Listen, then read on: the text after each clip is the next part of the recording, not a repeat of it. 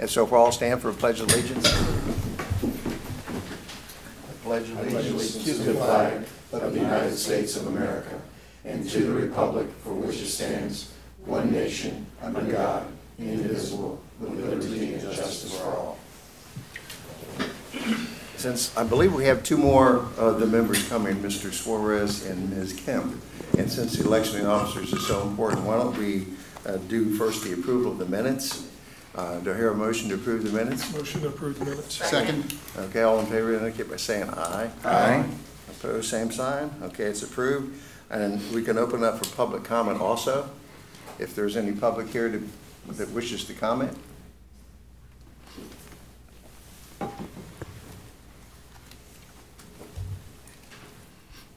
Good morning, board members. Gary Cloyd, Transit Advocate. I wanted to address your attention on item 6B. Now, this is the intention of the agreement between HART and USF. Given the fact that starting back on February 1st, the appropriation cycle for FY 2020 started, and as any elected officials that have time next month for these series of meetings up in Washington, D.C. Go on, this will give a chance for HART to sell those elected officials up in Washington to come down here and look at what USF has, have some administrators come down here and look at what they're doing and how they're helping HART advance their technology and their master plan. Thank you. Is there any additional public comment, Lena? No. Well, I think we've delayed it as long as we can. Why don't we do the election of officers, and we'll go ahead and open up the floor for nominations. Do I hear any nominations for the chair of the committee? I nominate Director McLean. Okay, we have one nomination. Are there any other nominations for the chair of the committee? Not seeing or hearing any. All in favor of the nomination, please indicate by saying aye. Aye. Opposed, same sign. We now have a chair. Do you want to handle the election of the vice chair, or you want me to complete it? Continue, please. Okay, we'll open the floor for nominations for the vice chair. Do I hear any? I nominate Adam Hart. Okay, we have a nomination of Mr. Harden. Any further nominations? Not seeing or hearing any. We'll close the floor. All in favor indicate by saying aye. Aye. Aye. Opposed? It's unanimous. Okay. Thanks, Mr. Chairman. Can we carry the right here? Okay, you're good. Yes. I need one. Yes. No, okay. We can stay in the spots. No, you'll move there. Director Williams, she didn't have to move. Okay. What about for Director Hart? Does he need to move up? We just move next time, you think? It's important to have the chair on the camera because it's filmed. It is. Yes. So he is. Okay, so. We'll swap seats. Yeah. Okay. Yeah. And that way we'll have the chair and the vice chair on camera, newly elected. Okay. Newly. Yeah.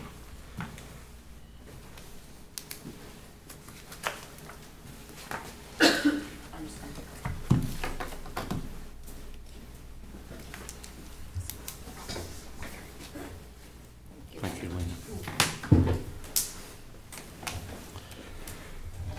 Okay, and before we start, thank you for the vote of confidence. I truly appreciate that.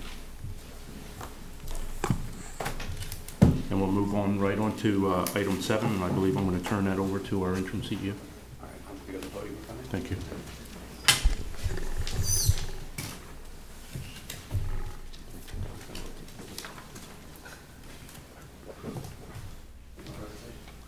It's a good committee.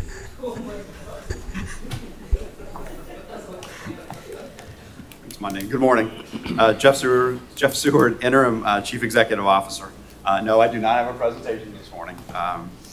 I wanted to talk with you this morning concerning our planning initiatives. I spoke to the full board on February 1st about a tentative plan to move forward in light of the sales tax referendum. And I wanted to talk with you, as I will be speaking to the full board at the March 4th meeting on our plans to move forward. So if you recall at the February 1st meeting, I had mentioned a high-level proposal to move forward with a sole source solicitation to a vendor that was responsible for completing our updated comprehensive operations analysis, as well as our transit development plan, full 10-year plan update over a year ago. So we let that simmer a little bit, and I had the opportunity to have a few discussions with some folks in the community, some other stakeholders, some extensive conversations with our chairman, Commissioner Les Miller, and discussions with our incoming CEO, Mr. Limmer. And what I would like to talk to you today is sort of unraveling that conversation a little bit and talking to you about an alternate path that we can pursue for planning. So it's sort of a recalibration of the approach that I had mentioned at the February 1st meeting. First and foremost, I feel very comfortable that if we were to pursue a sole source solicitation and contract with that selected vendor, we would be within our bounds to do so.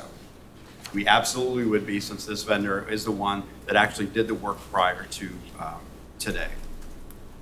However, in light of the focus that the sales tax revenue is receiving,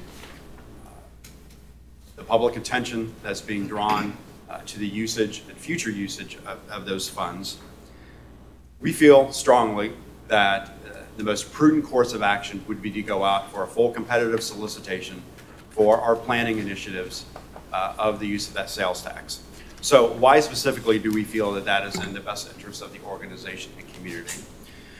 First, although I didn't mention on February 1st that there is a sense of urgency to get our planning wheels in motion, that sense of urgency needs to be measured, and that sense of urgency needs to be met with specific expectations. The very first plan that has to be submitted to the IOC, once the IOC is established and actually is in the ability to meet, will be for the next fiscal year, or actually the next calendar year. It will be for 2020. It isn't a plan for 10 years. It's not a plan for 5 years. It's a plan for next year. At the December board meeting, I brought forward a proposal to you and to the full board of what a interim plan would look like. And that would be fast tracking the first 5 to 6 years of the transit development plan. So we have the plan in our hands right now that can be implemented and provided to the IOC for a plan for 2020. This allows us to sort of take not a step back, but a more thoughtful approach on the planning for the future use of the sales tax revenue. That includes the determination of the different types of modes that will be looked at. It will be looked at the different types of bus expansion, the types of vehicles that we'll be using. We will be able to take a breath of fresh air and a much more thoughtful process moving forward. Now, does this mean that we stop the planning process right now until the new CEO is on board and until the IOC is in an operative state? The answer is no, we don't. My recommendation will be to the full board at the March 4th meeting we will be ready to go forward with that solicitation out to the public within the next couple of weeks. Well, let's just say the next 3 to 4 weeks. That solicitation will have been vetted not only by internal staff, but Mr. Limmer will also have an opportunity to review it, edit it as necessary, and make comments that he will make for that proposal to move forward. So in the interim period of time before the new CEO comes on board, this will already be on the street. So by the time the new CEO comes on board, it will only be a matter of probably another 30 days or so before this solicitation closes, and he will be able to spearhead the effort of bringing it back to the board for consideration and approval after it's gone through the full open solicitation and procurement process. I will tell you from experience, inheriting a plan that you didn't have 100% control over as a new CEO is not a good place to be. There are things that have to be possibly unraveled, undone, may not meet the exact criteria of your strategy as a CEO moving forward.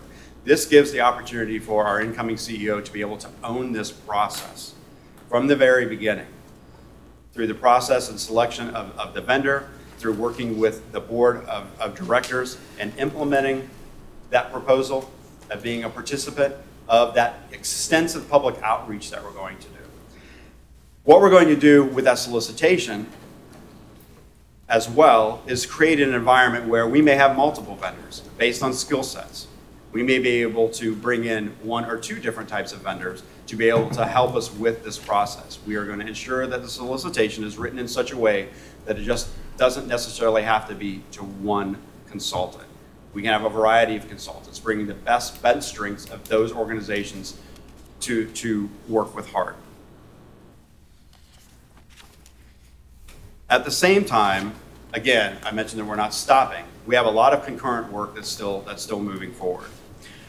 Specifically, CSX discussions. The board, through Councilman Suarez, had directed the interim CEO to start talking with CSX to look at the opportunities for either right-of-way acquisition or just really starting that dialogue, so when the time comes when we actually have funding and we have a plan, that those barriers will already be broken down. It hasn't been the most fluid of processes with that organization to date, but I'm proud to say that this afternoon we actually have a meeting with CSX to start talking about not only the streetcar expansion, but whatever type of light rail or cooperative work we'll be doing in the future. Again, that will be part of that planning process. Secondly, before you today is the FDOT and HART Florida, Nebraska, and Fowler BRT study. That's something that I've talked about extensively over the last year that we're moving forward with. We have been in negotiations with a vendor for quite some time. Moved on to the next vendor. You'll be hearing about that today. Again, we're not waiting. We're moving forward. We're still doing studies. We also have the autonomous vehicle project that hopefully will be in the latter stages of some type of implementation over the next couple of months. So again, I don't want it to look like we're stopping, we're halting. I mentioned this in December. This is a once in a lifetime opportunity for HART to get it right, to engage the community, to engage our stakeholders, to clearly and thoughtfully move forward with an innovative approach to what transit is going to look like in this county and maybe regionally over the next 10, 20, and 30 years. So it's very, very important, in my opinion, to really be thoughtful as we move forward. With that, I'll open up to any questions you may have on exactly where we're going. Ms. Weed. Thank you, Chairman. Mr. Seer, I'm just wanting to get clarification on the plan that we currently have and how we plan to move forward. And then I believe shortly thereafter, we're going to bid for a longer-term plan. I just would like a little bit more clarification on that, please. Right now we have a fully implemented and approved by the board of directors a transit development plan that outlines the next 10 years of service. So in December, upon knowing that the referendum passed in November, my recommendation to the board was to move forward as rapidly as possible with the implementation of the first 5 to 6 years of that 10-year plan. And the plan was actually to do it as rapidly as possible in this current year. However, a couple of issues arose, obviously the lawsuit, and then the fact that that money isn't available to spend until January 1st of 2020. So we just sort of put that planning process aside and are moving forward with our normal day-to-day operations and some future small planning. What we're talking about now is really don't want to be dramatic, but we're blowing up the TDP. So what we're looking at now is essentially taking that 10-year plan that we have right now and just ripping it apart and really starting fresh with the fact that now we're going to have X amount of funds. What are we going to do with those? So we have the current plan, which is based solely on what we receive in revenues right now. The plan that I wanted to accelerate in December was solely based on our funded plan, meaning what we feel we have the capability of funding based on our current revenues. So the recommendation would be, and of course, Mr. Limmer will be presenting this and bringing that plan to you. The plan in December was to fast forward the next 5 years and implement those over a 6-month period of time over the next year. So what would most likely be presented to the IOC is the plan that we already have in place for 2020. And it may look like what I had proposed in December, of fast tracking 5 years into 2020. However, there are many things that have to be done. The horizon for bus purchases, if you may recall, I did not order buses. That order for 30 buses came to a screeching halt. We did not order buses. We do have the request in, we do have the letter of intent to procure for the electric buses, but again, that's more of a pilot effort of that technology other than replacing our current fleet or enhancing it. So, to re-answer you, the plan for the IOC for this year would be for 2020 on the plan that we already have approved by the board of directors. And honestly, that plan was the plan that during the referendum we spoke and referenced. When we were asking the community, well, what plan do you have? We always referenced the adopted transit development plan that this board adopted. So that wouldn't change. We would still move forward with incremental components of that. Obviously, what we could do next year based on our current plan. Simultaneously, as we're preparing that plan for the IOC, we would have a consultant or consultants come in and blow up that plan for the subsequent years, for the next 10 years, the next 20 years, the next 30 years. And that plan would be the basis for future IOC presentations in the fall of 2020 and the fall of 2021 and so on. So that plan is going to require, the new plan is going to require extensive and very robust community engagement. We're talking workshops, we're talking brainstorming sessions, we're talking listening sessions in the community. Our current writers, future writers, South County, North County, everywhere, we will embed ourselves with those consultants in hearing what the citizens of this county want to see as the future of transportation, as well as all the stakeholders. And as we know, there are many, many stakeholders. And we want to clearly understand what they want as well. To answer your question, I know that was a long answer. You did, thank you. Director Hart. Thank you for that explanation. I have a couple of questions. First, kind of at the 30,000 foot level. So I believe that Attorney Smith had advised us previously that if we submit our TDP in the fall or by the fall and have it approved by the committee, that we can then revise it during the year, correct? So yes, sir. There's an amendment process that is contemplated. Right. So the plan that we have becomes a good baseline for something that can be presented, assuming we can't make any modifications to it prior to that. Correct. So so with regards to the proposal that you're putting out for services, the request for services, I guess you're going to take an a la carte approach. So it seems like, I think what the board had a will to expedite was really the community outreach portion of trying to amend the plan. And I think that's the important part, is to not lose momentum, not allow this lawsuit to kind of take the air out of the community's excitement about, the expanded transit that we're about to undertake.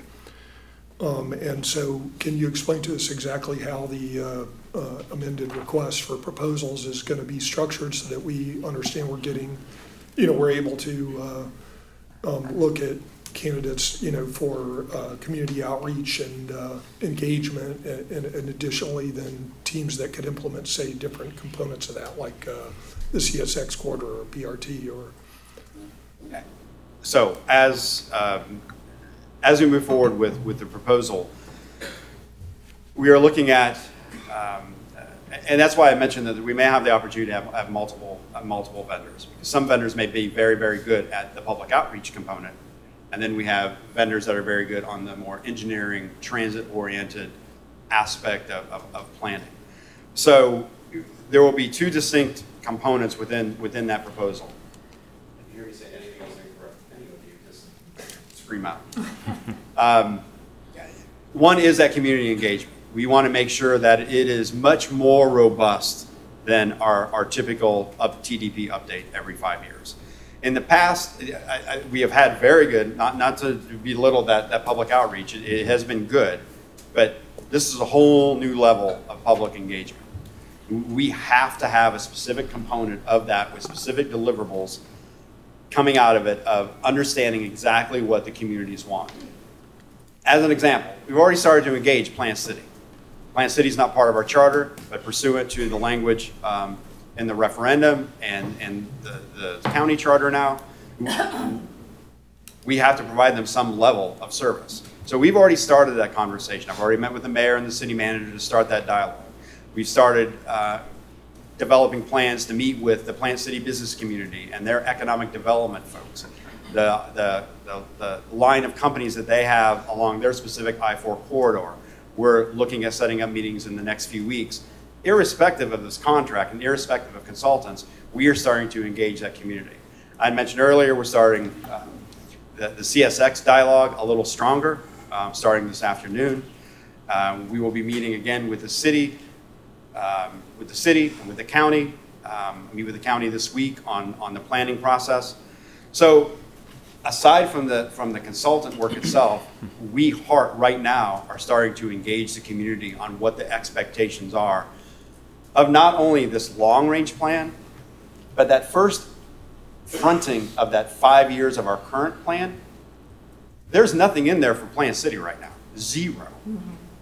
So what we want to do is to ensure that plan can be morphed a little bit to accommodate what their needs will be. It may be some type of shuttle within the city limits, and maybe an express route to Plant City. But we want to engage with them now and not wait another 2 months, so we can incorporate that into the 2020 plan to be able to say, okay, we're not going to extend 5 years of the TDP, we're going to extend 4 years, because now we're going to provide some service to an area that never received service before. So we'll have the ability to do that. So my answer to you is we're ensuring that the RFP itself has a strong public outreach component, strong stakeholders. We'll be bringing those back to the board, asking you exactly, who do you want the consultant to meet? Who do you want HART staff to meet? And we will build that into whatever plan that they have for the public outreach. But in the interim, I mentioned we're not stagnant. We are going to engage in those conversations before the new CEO comes on board, before we get the new contract in place. We are having that dialogue right now. Okay, so so specifically, we're going to have then a slate of vendors. The results of this RFP will be that we'll have a slate of vendors who will be qualified to either attack each component of the new transit system or the community outreach that will be qualified and through this purchasing process, and those will be brought back to the board in March, April? April, okay. So then I have an in the weeds question. I know that the last time we had, I think, created the ad hoc TOD committee and had discussed the CSX corridor. I believe Councilman Suarez had brought it up that we discussed a title search for the portion of CSX through downtown Tampa, and was anybody able to pursue that? Yes and no. Yes, the intent was fully there, and yes, we tried many avenues to do so, and no, we never did it. However, today starts that dialogue. We were finally able, we worked with Holland and Knight, our folks at the state level. I don't want to misspeak. That organization is going through some changes, so that affects our ability to get to who we need to get to start the dialogue. But I feel very comfortable of where we're going right now. This afternoon is really the really first dialogue that we've had. But we're going to tie that conversation with CSX into this planning process as well. So when Mr. Limmer comes on board, those relationships already have been established. The connections will have already been made, and we'll be able to morph right into stronger conversations. Not that I won't most likely be soliciting some help from board members to continue that dialogue if they are a little bit slower than they need to be. Great, thank you. Attorney Smith, are we able to just pull a title search on the section of CSX through downtown from 13th Street through UT? We can pull a title search simply by talking with the title company and asking them to do so. Great, So we have to, I think we had agreed to do that at the full meeting previously. We write for a lot of different companies. We'd be happy to do it, Okay, or great. whatever's easiest. Awesome. Can you circulate it when you get it? Sure. All right, thank you. Good. Unless Okay. somebody else is. I've got Director Melendez and then Mr. Thank you, Mr. Chair. Thank you, Jeff, for the presentation. Just a couple specific questions. And to kind of put things in context, you know, we have the referendum now, and we have more funding than we had, you know, previously, and in most of the years that I've served on the board, which is 7 actually as of this month. So you mentioned a phrase during your presentation. You mentioned light rail. Now, I understand that with additional funding, it opens up the possibility of additional modes. But I haven't heard that phrase in quite a while, to be frank with you, and I think part of it was because of funding. Was that a general comment, or are there some specific conversations happening? It was a comment in which I could withdraw. Just a general. Yeah, I just wanted to understand the context of it, if there was something specific that I missed. Okay, it is not specific. It's just a different mode that popped into my head at that moment. Okay. No plans. We're not doing anything for light rail. Okay. And also to your point, and this is something that I think I've tried to make, I know I've tried to make it very clear to particularly the public over the last few months. Our financial situation has not changed. It has not. We do not have any extra revenue. We do not have any additional funding to spend on any expansion at this very moment. So Currently. currently or until January, if everything works out. Right. So I try to couch my conversations about funding in the fact that we are currently still under the 2019 budget that was adopted by this board in September that is under the $80 million threshold. So, Okay. I I have a couple more questions. Thank you, Jeff. I appreciate that. Regarding the, well, I'll be frank on another note, and this is kind of just a general statement as well. And I've talked to constituents who have expressed this as well. You know, I will admit I have a bit of study fatigue, and I've talked to constituents that have expressed that as well. And I think I've talked to several people that, you know, and I know that that's just one segment of the population. And by making that comment, I don't mean to in any way, you know, question our, you know, even agenda items on our agenda today. But one of the concerns or things that I'll have in mind moving forward as we look at, you know, bringing consultants in is just that idea of, I know that we may have additional funding, but if we do, then it certainly warrants, you know, what are we going to do with that money? And it's an interesting position to be in because we have planned and we've done them, you know, the TDP, and it's included visioning, and we're going to revisit that, and I get it.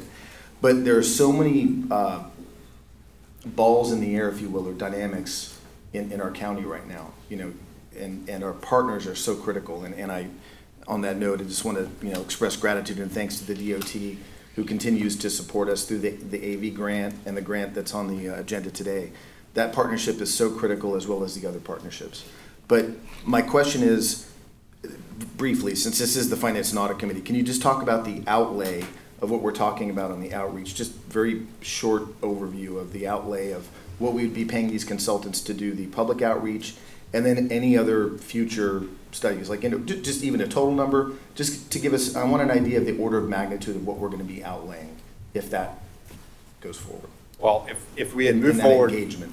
If we had moved forward with the current engagement that I had mentioned at the February 1st meeting, that was a $400,000 engagement. Right. And that comes back to the trepidation of a $400,000 sole source contract. Just not in the best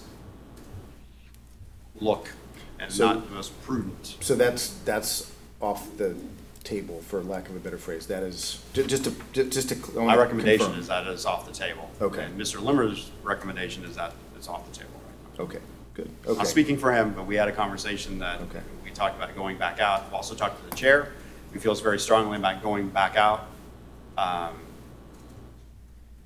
to attain those services. Right. Okay, well, given the concerns I expressed during the meeting, I wouldn't say I'm not unhappy about that. So the next step then would be, as far as this procurement, just a summary, you know, do you have information, you can just give us like a financial, high-level, you know, what are we talking about as far as cost? With the COA was what? TDP 350? 479 All right, so it was $500,000 for the last COA and TDP update.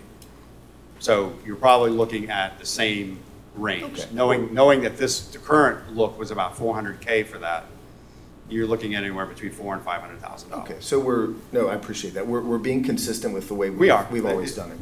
There's not this amplification of a fee just because of possible additional, okay, I got it. Okay. No, not at all. Okay. And again, the RFP, it would consist of, it would be distinct deliverables of that community outreach and stakeholder engagement. And the deliverable from there would be coming back with a solid recommendation from the community of what they want, of what is being asked for. Is it a restatement of Mission Max service? Is it service to South County? Is it more on-demand service in northwestern Hillsborough County? What is it that they want? Okay. And it's not a day. The community themselves, our current ridership is important. I think you heard Mr. Limmer specifically say at this podium on February 1st that really understanding what your current riders really need is important. So we'd be engaging them. We'd be engaging the community leaders in specific neighborhoods. We'd be looking at something that we did not do very well, and I know I've said it a few dozen times now, we didn't do very well in Mission Max, was to engage the business community. Look at those future corridors, look at the current corridors, talk to them about their employee bases. Where are their employees coming from? How do they get to work? When do they go home? We didn't do a good job at all at engaging that conversation when we did Mission Max.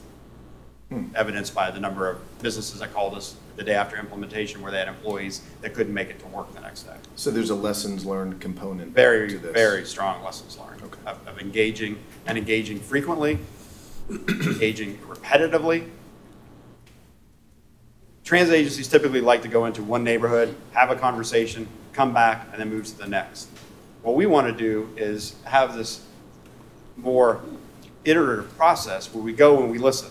We come back, we hear what everyone else is saying. We go back to that same community, tell them what everyone else is saying, and get a much more informed community than perhaps we've had in the past. So we will most likely in this RFP structure be spending a lot of time before we even get to mode the discussion on exactly what is the expectation of this community that voted for this tax and have high expectations, and those that write it. Those that write it may not even have been engaged in the referendum, but they use this every day and they have desires and wants as well. More frequency, newer buses. So that's the tendency to move forward would be that community outreach component first, which I feel pretty strongly that the senior staff of this agency will be involved with, along with the consultant. And then more community outreach. Then at the same time, we can start looking at the TDP and what that expansion would look like over a period of time based on that feedback we're getting. So it is an iterative process, and that's what the expectation would be in the solicitation when it goes out. Okay, thank you. Okay. Mr. So I've got three other board members who want to talk to you. Two questions real fast, though. Mr. Lemmer is due to step into the CEO role when? Would you like to answer that, Mr. Smith? Sort of short-circuiting our discussion that's planned for later. We're in the negotiations of the contracts. We're really not going to have one to present today. Okay. We think it'd be helpful to make sure we get everything ironed out before we start any kind of speculation, et cetera. One of the issues that has been discussed, and we've had 3 different dates as to when that start date would be. So until we formalize that a little bit more, I'd rather not give you an exact date, but it will be somewhere between late March and early April. Okay.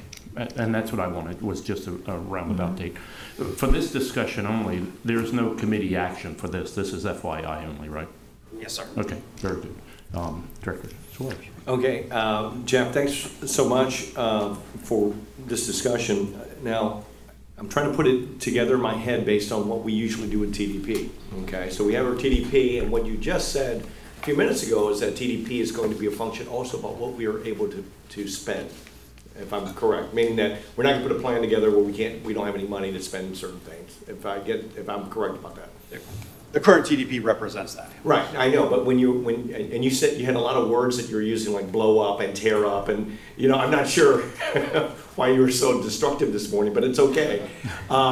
So if you're looking at a new TDP, and this is based on the fact that everything gets, you know, resolved in terms of the court case. One of the things that we're going to have that option of doing is actually bonding out some of the dollars that we're going to receive from the offer transportation referendum dollars, okay? So we're going to have a real discussion about how much of that money will be bonded out, what, you know, what that's going to produce. I just last week, 2 weeks ago, excuse me, had a discussion at council with our CFO based on the amounts that the city is going to receive from offer transportation in terms of what the potential bonding capacity would be, based on the, you know, the best financial you know, estimate, just, you know, in a very hypothetical way.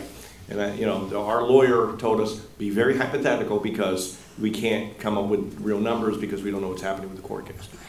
So obviously we're going to get roughly 165 million or something in that neighborhood. Now again, that's going to have to be, you know, determined based on all the other factors, plus or minus a certain number of millions of dollars. But we're going to have a lot of money that we can bond out, even with, you know, some of the things that we're going to do. Are we going to do the TDP based on the assessment of those dollars first?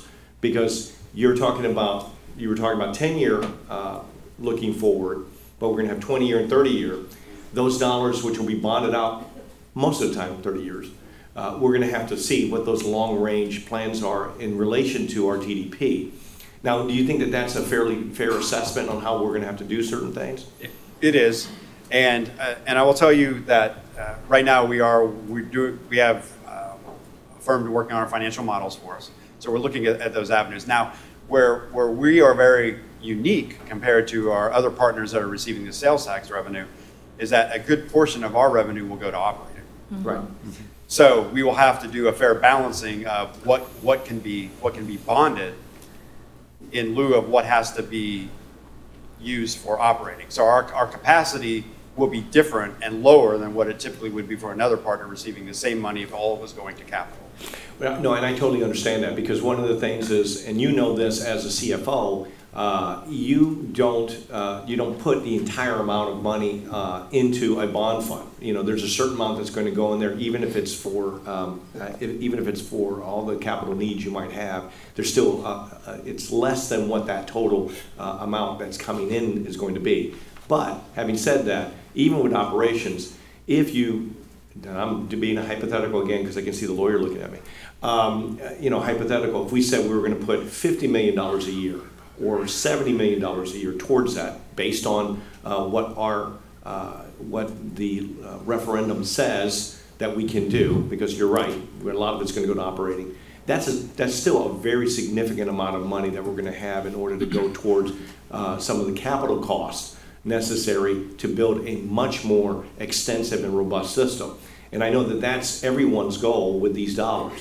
We want to make sure that we come up with not only the operation side, those bus services that we're providing now that become more frequent, we're able to get more buses and everything else, but another part of it is fixed guideway. We won't use, we won't say rail, but we'll say fixed guideway, that there are some aspects of that we'll have to put some money into it in cooperation with the city and the county, and maybe in certain cases, City of Plant City or the City of Temple Terrace. So we understand that all that's going to happen.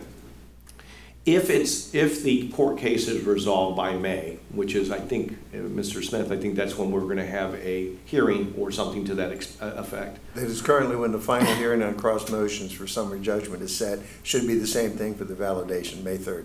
And if you know, the things are resolved at that point, then we're going to have a certain amount of time to do this. How much time do you think it would take for us to look at those dollars, those incoming dollars, to come up with a bond model to go forward, because it's going to be part and parcel of what the TDP is going to be too. So we're going to have to do a couple of things, not just the TDP, but finding those dollars that are going to go directly to some of the things that we need to provide right now.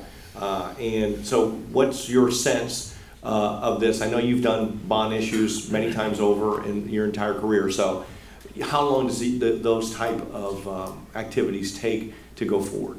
Well, for one, and I'm looking at our attorney, I'm not worried about, I'm not using that May date as any sort of target for planning. Sure. We're underway right now. We should have a financial model probably within 2 months of being able to work on our debt capacity. Right. So from there, based on the fact that the board obviously would have to have a series of projects selected to be able to move forward with, I would say by the end, I know I'm digging myself a hole. Yeah. No, you're not digging yourself in a hole because the lawyer's going to stop you anyway because this has to be hypothetical. We can't talk about this publicly until after the dollars are resolved. So I totally get it. I just want to make sure you're prepared that when it comes time and when those dollars are released to us, released meaning that we're able to start planning based on those dollars, that you're prepared to have something done in a timely fashion. So you're talking about probably a 2-month window in relation to when those dollars are released, essentially? Yes, after projects are clearly articulated. Terrific, and that's why I wanted to make sure because so that could be 6 months and then 2 months onto that. So. Well, but here's the thing: I don't want us to get into the TDP portion of this, starting to discuss items, and we still don't have a good idea of what we're talking about with both operations and capital needs, because there are some capital needs that we can really stretch ourselves. Using bonding capacity to really do some pretty neat things. And I just wanted to make sure that you're already prepared. I knew you were already planning this, but I wanted to make sure we knew about it. And you know, once our new CEO comes on board and once this stuff gets resolved, we should have a really good fall planning the TDP, planning the amounts of money that we're going to put towards the TDP, and have all the public input in order to make sure, look, we have X number of dollars that we can go towards this stuff. Here's what we can plan for the next 10, 15, 20 years. And here's some of the stuff that we can do in the next 3 to 5 years using some of the dollars that we're getting in. So I think it's an important and part and parcel of the discussion on TDP. So and to the point, yes, we have Bragg coming in. They're already working on our financial models, looking what our bond and debt capacity could be. We have the county bond council. We're able to utilize them when the time comes. I've already had dialogue with them, so it's all up to Mr. Smith. Okay, good. And just make sure you include the city in a lot of these discussions because they're already doing the exact same things you are. So there are some abilities to, you can't commingle or combine, but you can talk about some of those issues that come up for when you start to put them bonds on the open market. Planning can complement one another. Well, and you're right, but putting it out on the open market, it's a really good thing to do, that we're all kind of going in the same direction. At the same time, yes. Yeah, Okay. Thanks so much, appreciate it. Thanks, Chair. Director Williams. I'll resend my question. Okay. I believe Councilman Suarez gave me enough insight as to how we are, thank you, thank you. Our plans in the short term and how we fund that until we get to 2020 when we do receive the funds. So I'm set from that standpoint. Thank you. Director Kemp. Thank you. The conversation has been broad. So I just wanted to go back to a few things. Honestly, I'm not, just for public consumption also, I don't expect May resolve in this lawsuit. I would imagine that we're looking at appeal to the Florida Supreme Court on bond validation, and that it could well be a year, or even though it's an expedited appeal. So I just think, I don't want to give an impression that I would think that we would have these dollars available in May, just to be out there in terms of planning. I think it's really important with this TDP that we move forward in a big way. As you've stated, the plans that we had before were not plans based on this kind of budget. And so when you talk about just rethinking the whole thing, when you say tear it up, or that would be that.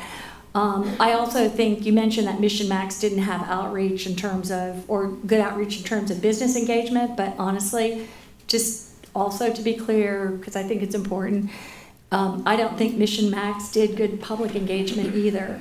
I can tell you, probably, we don't have the whole board here, but anyone here take part in any of the public engagement with Mission Max? No one did, because I went to the 3 public meetings that they had, and there was not another board member there. In fact, there was just a handful of people at 3 different libraries from 4 to 6, and it was just, it was not a serious public engagement effort at all for the community. And so I just would, I want to see something hugely, hugely different when we go to public engagement with this going forward. And I think, because this is part of this discussion now, that's important. I want to put that out there. Did you say we paid, was it $500,000 for the last Mission Max?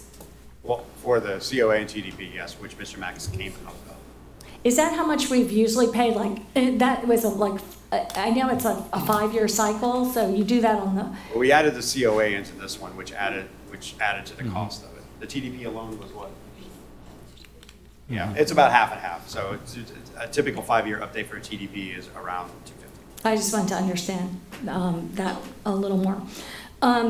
I also think it's important as we move forward, and I'll bring this to the full board, but I know we just looked at, and I'm glad that you're having the meeting with CSX this afternoon. That's the first meeting that has been arranged, because I want to be able to look at it, and the whole board obviously are going to have to look at that to get approval to look at the entire track in Hillsborough County, which I think is incredible, dedicated corridor, no matter what, that we could be using and thinking about.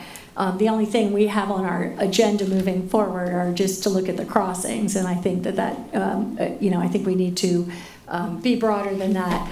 I also think in terms of our bonding and capital projects, our buses are included. I know that we get federal and state funds for this, but our buses are part of our capital projects, correct? Correct. And our stations, of which are so sad, are part of our capital projects as well? Correct. Okay. So there's going to be, in terms of capital, a lot of, I think, initial investment in those areas rather than even in some, I'm guessing. And then if we do the BRT, is that, is the arterial BRT that's on here, that's the FDOT study, and it's an FDOT road, Florida, Nebraska, Fowler are all FDOT roads. So if we move, how does that work in terms of funding if we move forward in investing in a capital project, which I think is critical, in that arterial BRT? Is that funded totally by FDOT on an FDOT road? How will the funding work for that in terms of our resources in the FDOT? I think it would be a combination. I think it would be the state road side of it would be FDOT, and then our actual BRT, whatever that would look like, was right-of-way expansion and development of stations up and down that specific fixed guideway would be our responsibility. But that's why we're going to do the studies to see exactly how that would work and what financial responsibilities there would have to be. And then in terms of the bonding, so we're just looking at the possibility of bonding, and until we have a set project that we name through our TDP and approved by this board, those bonding dollars, wouldn't be moving forward. We can have the availability of bonding, but. True. As I mentioned earlier, the identification of the projects by the board obviously will have to happen before we do that. But as money starts to flow, which should be probably by March, we're going to sequester those funds off. They'll still be reaping benefits to HART, not to be spent until January, but we'll still be seeing our investment gains on those. We'll set that aside, and once the projects are identified, we'll be able to move forward with that bonding that we had mentioned earlier. We do have a project right now we will be ready to move forward with a bonding, if that is deemed appropriate, is for a heavy maintenance facility. Oh, that's right. That The project operations is, facility. it's on the cusp of moving forward, of future, not future, but hopefully very soon, more design and development of that site. We have slowed that process down a little. It's going to be very hard to plan for a future site if we don't know what the capacity of the site is going to have to be, and that hinges on the availability of surtax revenues. So that project, I think, would be available right away to move forward with. Buses, my recommendation would be we will never bond for buses. We will, Right. those will be cash as we go, and use federal money when we can to leverage, but at the same time, we can move really quick if we're using the cash. Although it will be capital money that will be used. Correct, that is correct. So that, I just wanted to clarify that. I wouldn't expect to be bonding for buses, but but it'll be capital dollars as opposed to operating dollars for buses, which are. So for the first time, in the history of HART, we will have a capital budget that's funded by local dollars, federal dollars, bond proceeds, which we've never done before, which is absolutely fantastic. Yeah. So yes, all those fall into the capital component. And then we'll be with a proposal to the IOC for this capital and operating before September, so that it can be approved. And then whenever next year, should that happen, well, I believe it will, but the money is open, we'll have that all have pre-vetted for the possibility of funding next year. Well, based on the timeline we're looking at right now, for the IOC to review the proposal and project proposal for 2020, we are going to use the current TDP and maybe some tweaks like I had mentioned earlier with Plant City.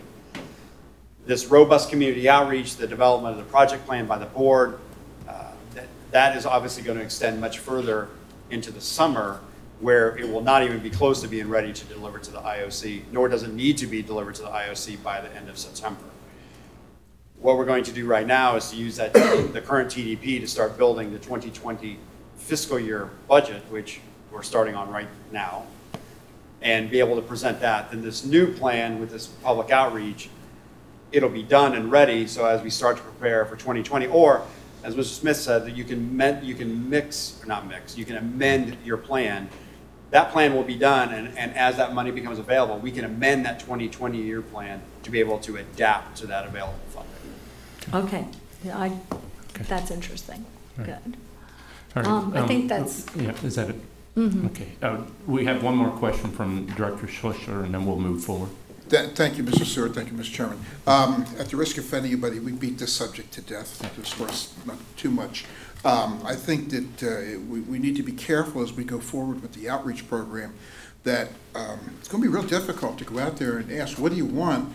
Well, how much have I got to deal with? Well, I don't know yet. So we got to be very careful in how we go forward with this.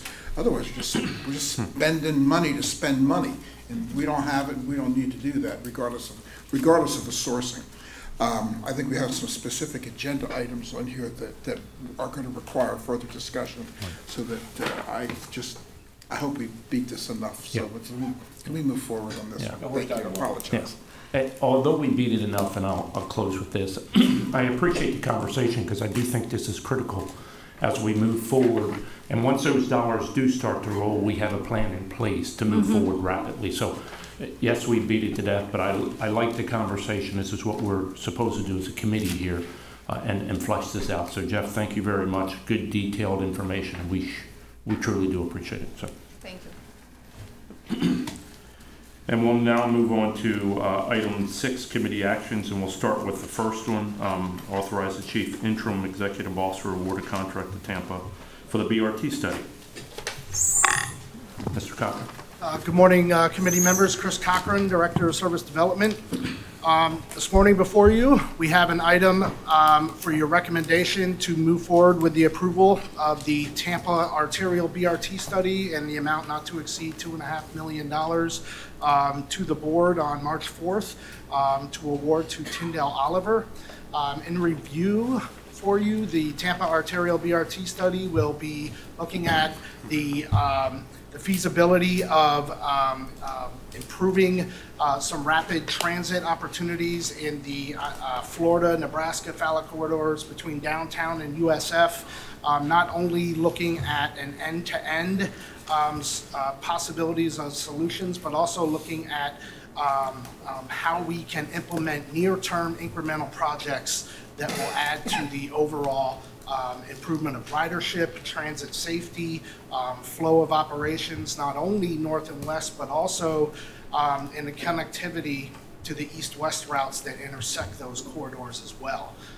In addition to this, I think it's important that we understand that this money originally came from the Metro Rapid East-West funding that FDOT had originally proposed several years back and was sort of repurposed for this study. And we will be looking, there is a portion of this contract that will be looking, sort of reevaluating that east-west corridor, in particular focusing on where it intersects this north-south portion of the corridor. Also, important to remind you, this is 100% funded by DOT. There is no match for HART in this study, and so with that, I can answer any questions for you. We have the consultant here for you if you have any. I just have one quick one, but go ahead. Director Melendez. Thank you, Mr. Chair. Thank you very much, Chris. Appreciate the opening there. I guess a couple points and a question. As I mentioned earlier, the partnership with the DOT is, I think is very important, as well as the other agencies. And the fact that we're getting this grant money is certainly a blessing to us that we don't have to outlay this money. But just a quick question, I guess, on the big picture perspective. You said that this will be looking at, it'll open up other avenues for, I guess, can you put this in the context of the other activities, the other planning activities relative to the, Tampa and the region? Just very, very quickly. Certainly. Probably the one that is closest to that is the Heights Mobility Study. This has a real significant impact on how this interacts in that study. That study has actually been slowed for the opportunity for this study to progress and how it will help inform the Heights Mobility moving forward. It will also have an impact on the intermodal study on the USF end and the downtown end, and how it may provide connectivity. And another important one, as we have just received the TOD grant, this will certainly works very well in parallel to us having the opportunity where this hopefully in maybe probably about 5 to 6 months, we'll have an opportunity of having a pretty good idea of where proposed stations may be along this corridor. And the TOD grant will have an opportunity to look at current TOD land use form and policy around the station areas, and how we may be able to build some consistent code that can be for station type areas up and down these corridors, and that works into the streetcar extension as well. Thank you. So, does that answer your question? Yes, it does, and I have one other question, very briefly, and it's more regarding procurement. So it's kind of an agnostic question, nothing specific to the consultants or anything like that. But on the procurement side, did we only receive 2 responsive or 2 sufficient responses, or did we receive more than that? Yes, sir, we did. We received 2 responses. Just 2. Yes. Okay. And then so the negotiations with the first firm didn't succeed or didn't go through, so we opted for the second, correct? Correct. Okay. Correct. In the when the DOT, when they have a project or funds, they have what's called a man-hour fee sheet, which kind of details, like, this is a lot of money, $2.5 million for one consultant. Right. Actually, a quick question on that. What is the duration of the contract again, just to confirm? For the expectation of this contract is,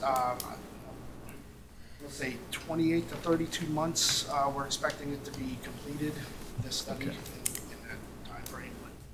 Okay. And so I guess two quick just very brief questions.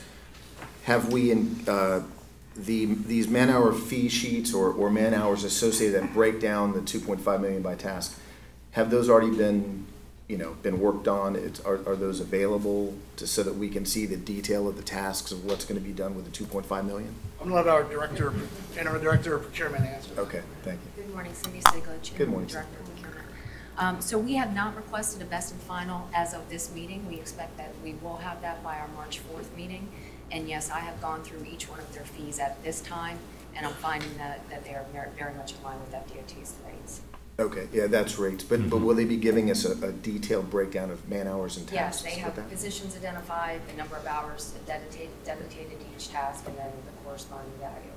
Okay, sounds good. And then, yeah, and thank you for that. I appreciate it. My next, I guess I'll just close with a comment that typically you like to see more than two respondents, and so I do have reservations in the fact, again, nothing against any firm or the procurement process, but for such a large outlay, it would have been nice to have a more competitive kind of slice that's out there. Do you have any, I guess, comment on that?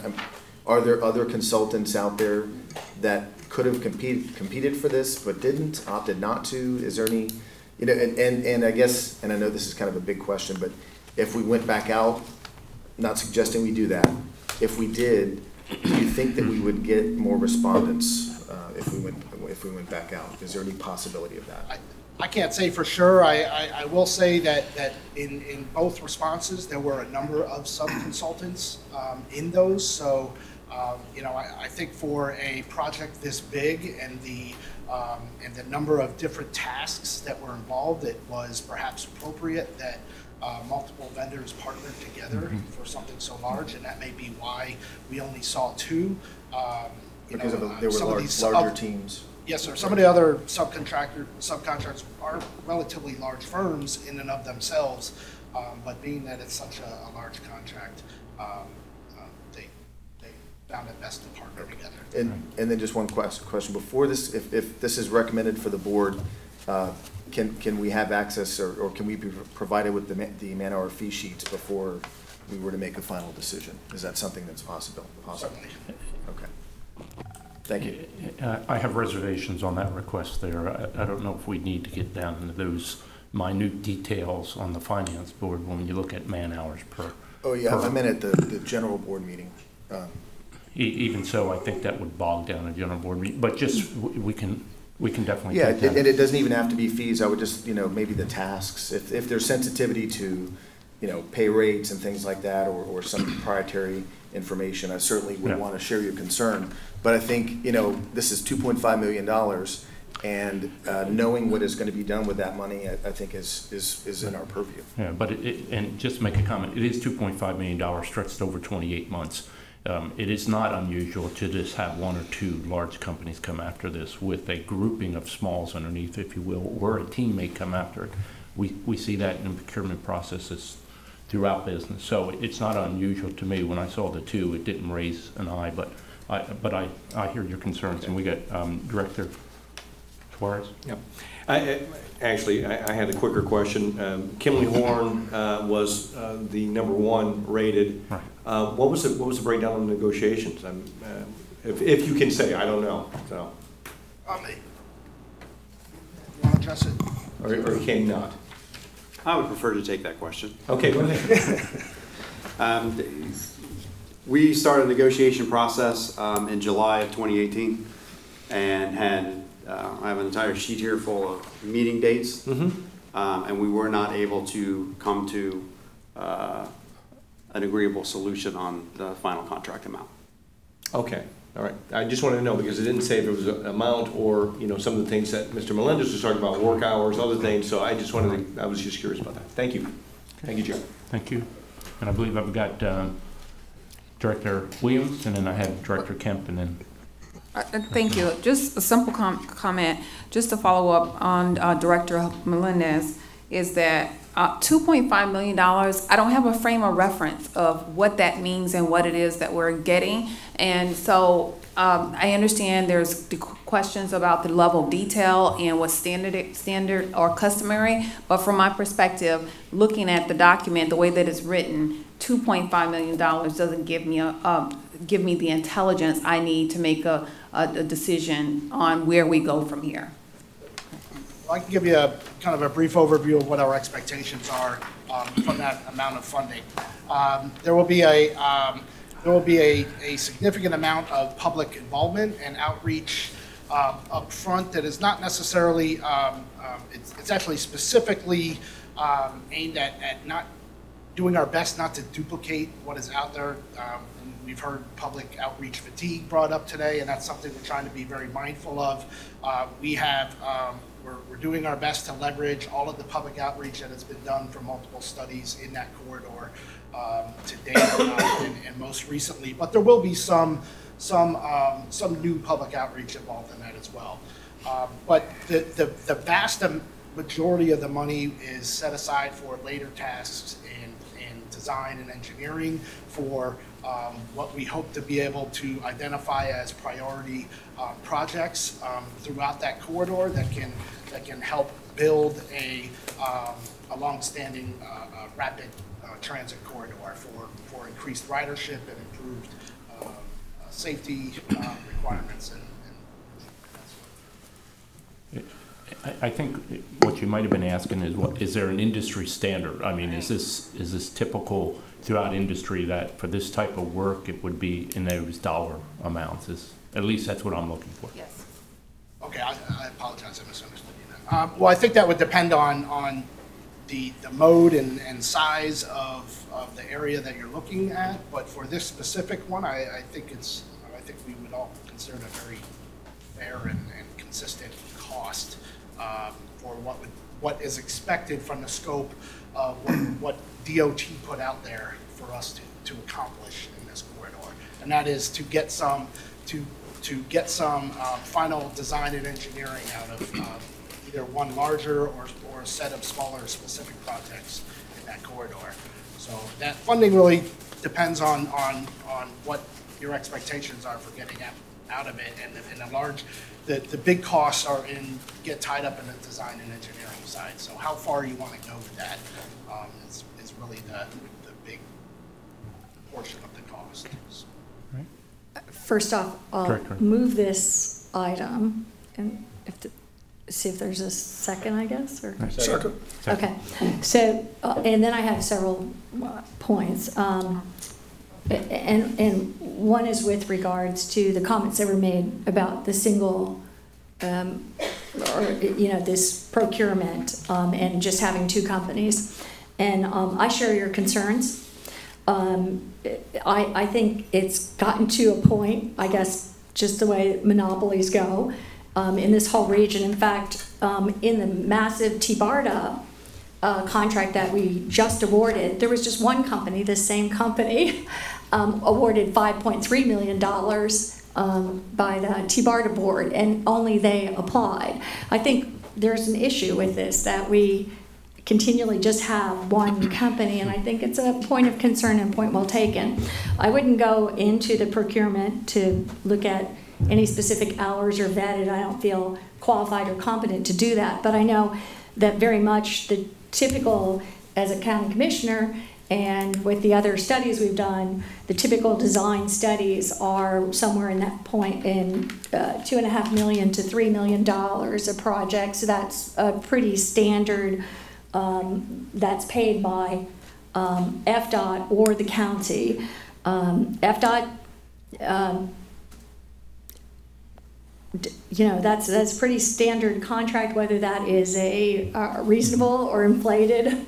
I don't know, but I would say that that's what comes, and I'm not, I don't feel like I have the expertise or knowledge to vet that more deeply, but I am concerned that we do have seemingly a single company that, at least in the case of T-BARTA, for a $5.3 million contract, was the only company that applied, and again, the same company. So, I think that that's a concern, and that's one of the reasons, quite frankly, that for our TDP and our COA that I'd like to see an outside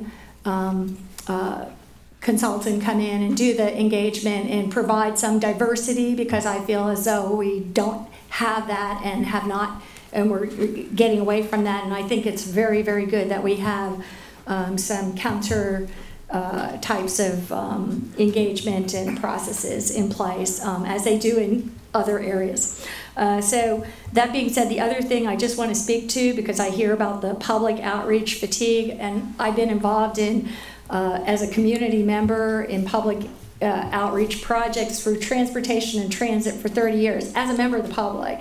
And I'll say that most of the outreach has been pretty much empty outreach, not truly to engage the public, but put up poster boards and dissuade the public from getting disturbed like they did with the first TBX project.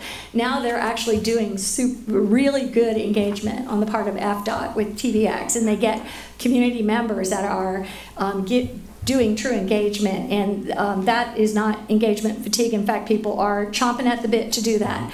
And I feel if we do, before when first of all, I thought that the Mission Max, as I said, was poor engagement or lack of engagement, period, really. But when we do good public outreach, as we have anticipated now with dollars behind it, and I believe we will move forward, I think there is a hunger and desperate, people are really want to be engaged, really want to be part of the process. So I just want to push back a bit on the public outreach fatigue or the and saying that, because I think there is a real hunger for that in the community, and that when we've had public speakers come here on transportation, people that are known in the transit world, Jeff Speck, who Jeff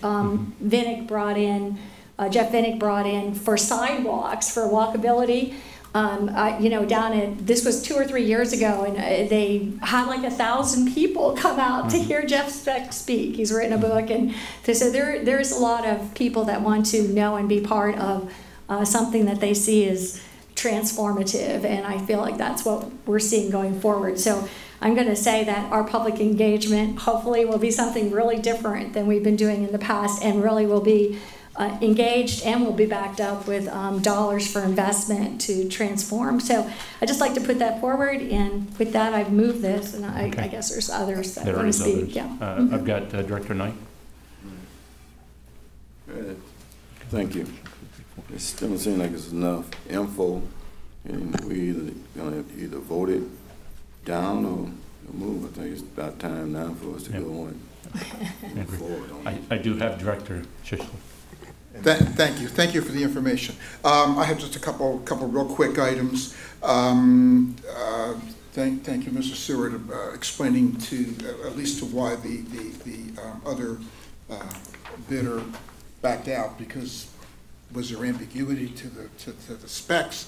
This is something they couldn't get their arms around, but the ability to was the offer too much for them to come to terms with. 2.5, as Director Williams said, $2.5 million is an awful lot of money. What are we going to get for this? But to you, sir, my question: how many other studies have there been on this arterial BRT route? You probably can't answer that, but I know that there was one advertised in Tampa Times several years ago where they're going to come up with flyovers and bridges and everything else, and double stack layers on Fowler Avenue. How duplicative is this over previous studies that have gone on or haven't, or were just talked about and never did occur?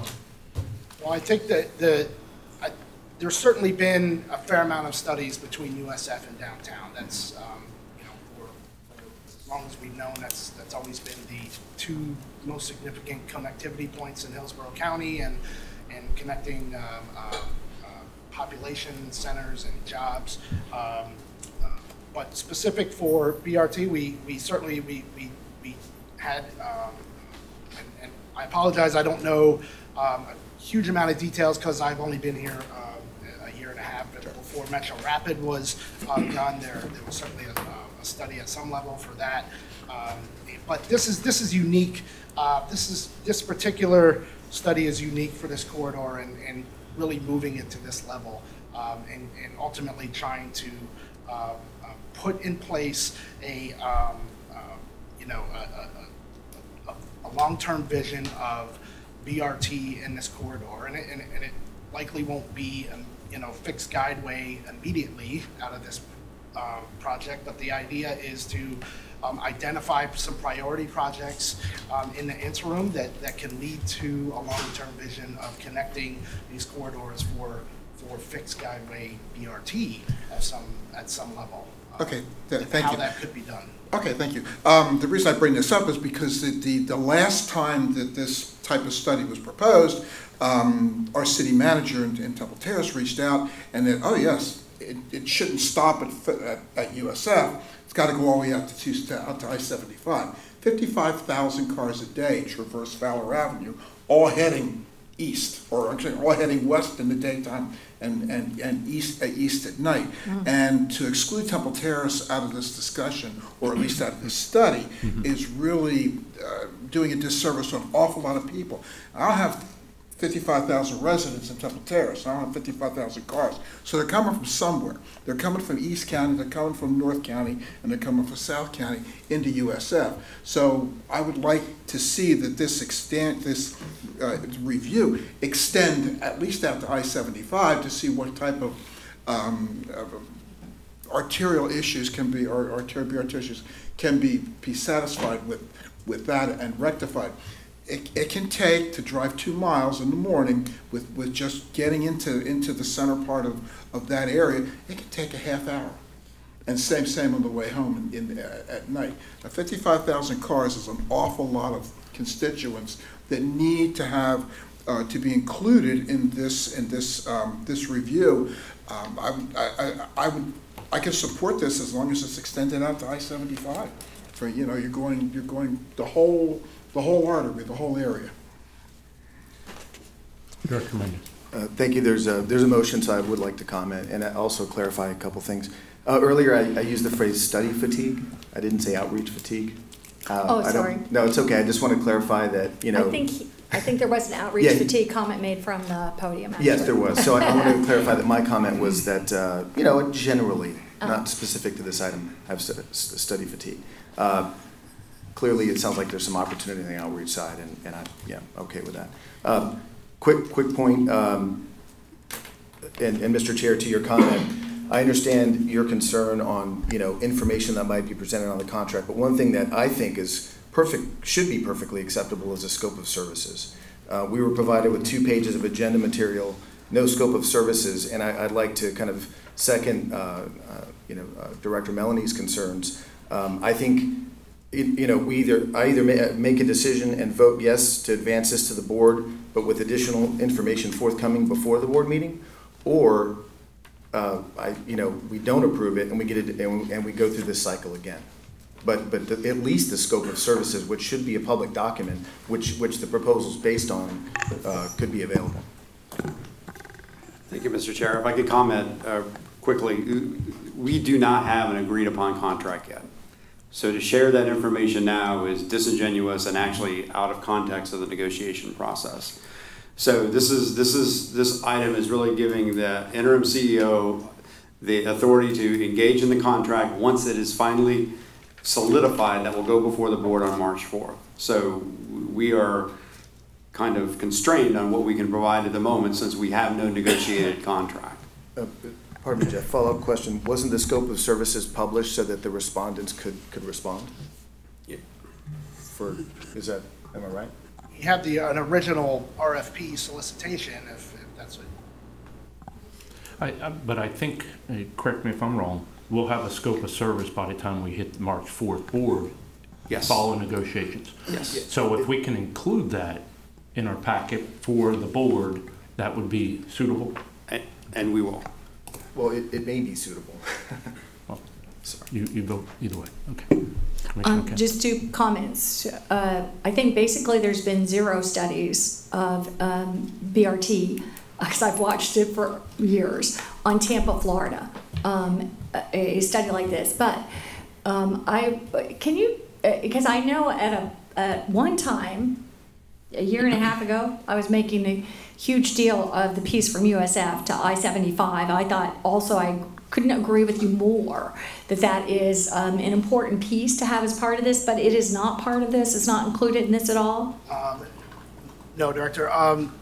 The limits to this were prior to the solicitation putting out were explicitly set by DOT themselves, not by us. Because I think that is a really important point that you make, and it is heavily trafficked as well, and it makes just sense to include all of Fowler Avenue from I-75 to I-275. I couldn't agree with you more as part of this. I don't know, and I know I've pounded that drum for a few years in terms of this, because it just makes sense to me that it's 75, 275, and across Fowler and down to downtown in either way or wherever. But it is a FDOT contract here where they did it, and I'm not sure, Mr. Stewart, if you have if there's any room in this for any alteration like that would be that huge at this point. I guess not. We can discuss with them, but I do recall the conversation some time ago, and we did broach it with FDOT, and the result is the scope that we've talked about today. Right. I remember this being a big issue, and your points are well taken. Yeah. Okay. In my mind. Okay. Thank you very much. All right, we have a motion by Commissioner Kemp. We have a second by Councilmember Suarez. All in favor, say aye. Aye. All opposed? No. No. Okay, we need to raise hands then. All in favor, raise your hands. Okay, I've got 1, 2, 3, 4. All opposed? I've got 4. We don't have a break. You counted yourself too, Chair? I did. Okay. We had no problem before, I'm just asking. Tie vote means it does not pass. Tails. It'll go to the full board then, Mr. Smith? Pardon? It'll go to the full board. It'll go to the full board without a recommendation from this committee. Okay, very good. Thank you. So moved. Okay. All right, we'll move on to this item B. Sorry, Chair. Just for my own understanding, when you say go to the full board without a recommendation, will the board be aware that we did not come to an agreement in this meeting? Yes. Okay. It'll be in the packet when they get it. Thank you. Just wanted to understand. And it'll just basically say no recommendation by the committee. All right. Thank you. Okay. And Mr. Cochran, you're on the stage again. One more. Thank you. Yes. Committee, in front of you, we have a second action recommendation for the interim Chief Executive Officer to execute a research and technical assistance master agreement between HART and the University of South Florida Board of Trustees, in particular with Cutter, who most of you are familiar with.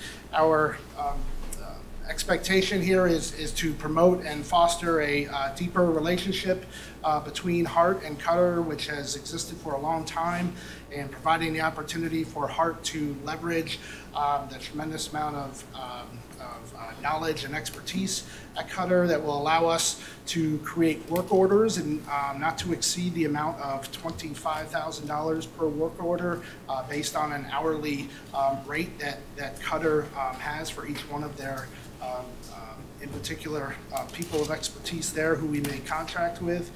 The contract overall, the terms of this contract is not to exceed $300,000 as well.